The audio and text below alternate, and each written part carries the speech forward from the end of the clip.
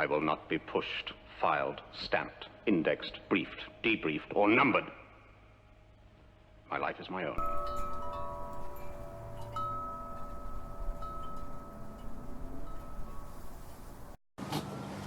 Good afternoon, my friends. How's everyone doing today? Hoping I can get through a video here. This is kind of off the top of my head, and I had a few ideas about regret and learning that I wanted to share. Hopefully I don't get flooded by sirens. It seems the last few days there's just sirens everywhere, and every time I make a video outside they tend to invade. So anyhow, I'm just gonna go with it. Past mistakes. We all have past mistakes. We've all made errors in judgment in the past. We can't let it define us. It doesn't define us. It is those very mistakes which allow us to grow and to flourish and become better people. Unless you've made a mistake, it's very difficult to see how it might actually affect you. Now, I'd like to start off by thinking about childhood. Many of us regret past mistakes we made, say, as adolescents, or in our 20s, or whatever age you may be. You may look back a few years and say, oh, I should have done this, I should have done that. And that's fine. Being aware of our past and our mistakes is crucial. But dwelling on them is what causes suffering. Now, in part, if you think back to when you were a kid, and you were, do you still have regrets for getting upset and throwing a tantrum when you were 6 years old and yelling at your parents? Of course not. Because you were a child and you were still in the learning phases. Once we reach 18, we're supposed to know how to behave properly. Theoretically, this is society's standard, and the reality is that there are many children who are much younger who are very well-spoken, very cautious, and make good decisions, and then there are grown adults who totally fuck up all the time. So the idea that there's any particular age you reach where you're mature, that's lunacy. Because of that, that means that even as we leave high school and we get our jobs, we might make an error. Maybe we go to college and take a course we didn't want. Maybe we take a job that we don't enjoy. And we might think of these as big mistakes, but they're not. Now, the idea that a parent can tell a child, well, don't do this. The kid's going to do it anyway. We know that. The example I've always used is the hot stove. You tell a kid not to touch a stove. The kid knows it's hot. Eventually a kid's going to get burned. They're going to be more cautious. When you tell someone to do something or not to do something, that's not going to really sink in until the person's directly affected by it in their own lives. So we learn, we make mistakes, we do things our parents tell us not to do. And as we get older, we seem to beat ourselves up about these mistakes. Perhaps we do something that we know might not be the best choice, but we're hoping for the best. Maybe we're taking a chance at a job that we don't like, but we might enjoy. Or trying to be part of a movement that we find out later really was pointless, and we feel like we wasted time. And so really what I'm trying to get at is the idea that we've wasted time in our lives, or that we are critical about ourselves for the mistakes we made. Now, I'm using the term mistakes, but I don't really mean mistakes. I just mean experiences. Everything in life is an experience. Even the errors in judgment that we make are still experiences, and they still create who we are. Some of the people who have made the greatest mistakes also make the greatest recoveries. And my situation, for example, I've had a pretty content life because I'm a positive person generally. I enjoy talking to people, sometimes, on my own terms. And I have tried not to make decisions in my life that might harm me. I've avoided people who get themselves into trouble. I've avoided hanging out with friends who maybe got, drink and drive and then want me to ride with them while they're drinking, that kind of stuff, where you're just like, well, putting yourself in a situation where you know something could happen, or hanging out with people who may end up sending you to jail with them, that kind of thing. I've made errors in judgment in my past. I've made a lot of errors in judgment. In fact, my history with drug usage, is like probably a lot of you, where you've been down some roads, you've tried some things, and you didn't even realize the mistakes you were making at the time you were making them.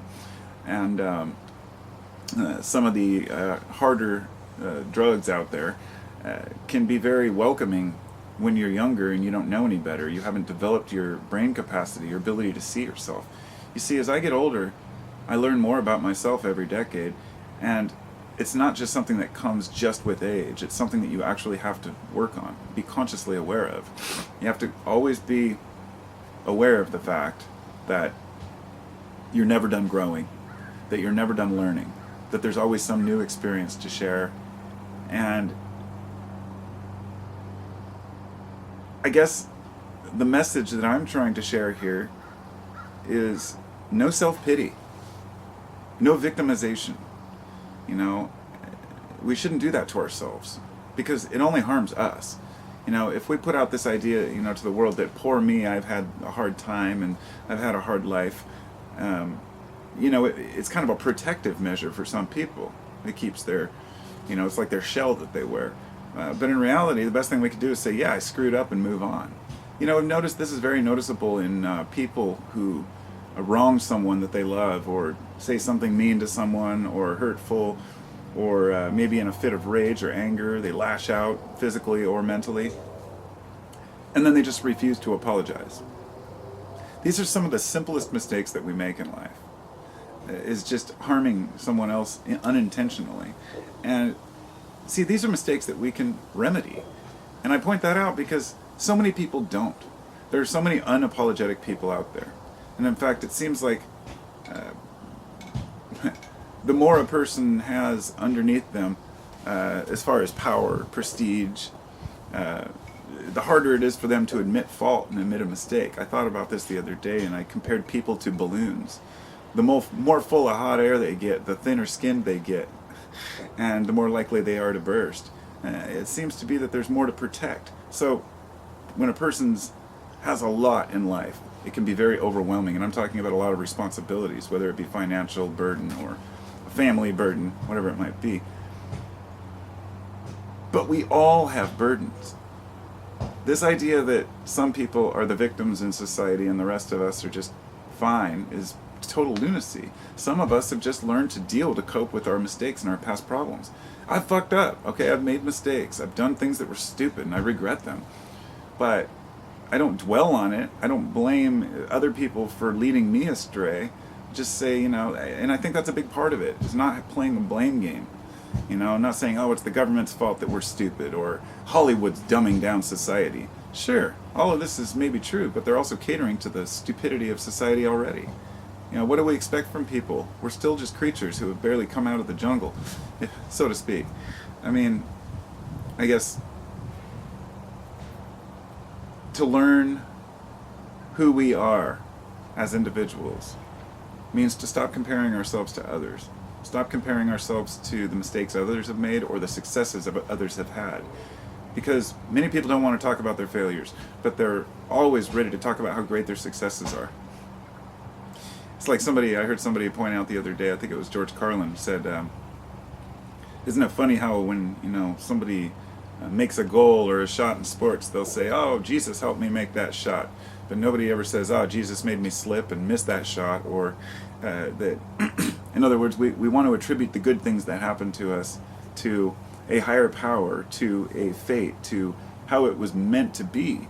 But if we refuse to acknowledge the bad things that happen for the lessons that they are, in other words, perhaps even bad things that happen to us could be from the goodness of a God, if that's what you believe in, to help teach us a lesson. Because humility is important.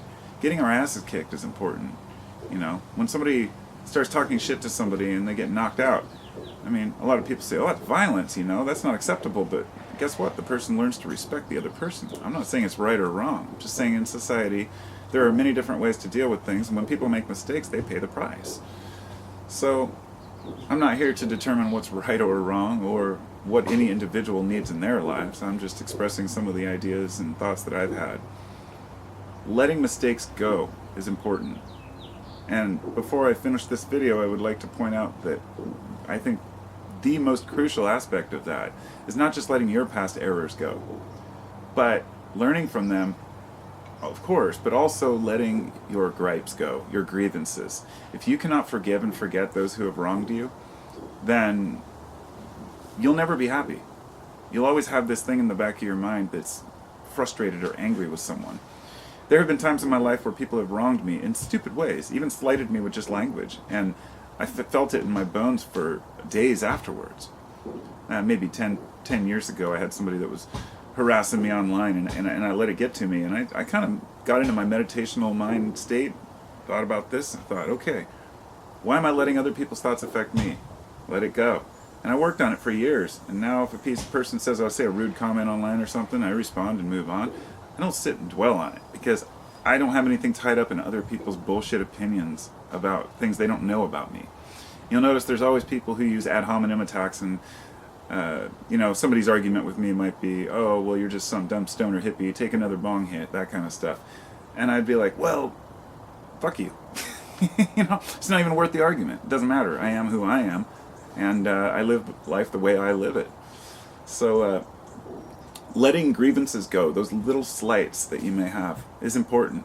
When it's family and friends or somebody close to you, it's a different story because you have to live with it, so you have to stand up for yourself. You have to speak up for how you feel. One of the greatest regrets for people doesn't tend to be responding when someone slights them, but rather not responding or not letting people know how they feel. Being honest about your feelings is wonderful. It doesn't push people away. It brings better people closer, people that you can relate to better. If they don't understand you, they don't understand you. You don't have to work overly hard to try to get people to understand where you're coming from or your point of view, because it doesn't matter. It doesn't matter. If a person doesn't want to have the discussion, move on. So, letting things go, letting grievances go. And believe me, I've been ripped off from like my best friends. I let people stay with me that robbed me while they were at my house. And then I let them come back and stay with me again, and they robbed me again. I like to trust in people, but I've learned to build up kind of a thick skin when it comes to people screwing me over. You slight me once, I'm pretty much done at this point. So we can't learn those lessons until we've been through it and got older. So the mistakes we make just make us stronger. Talk to y'all later. Thanks for watching, and have a wonderful day. You ever start talking to someone and you forget what you're going to say and you're standing there going,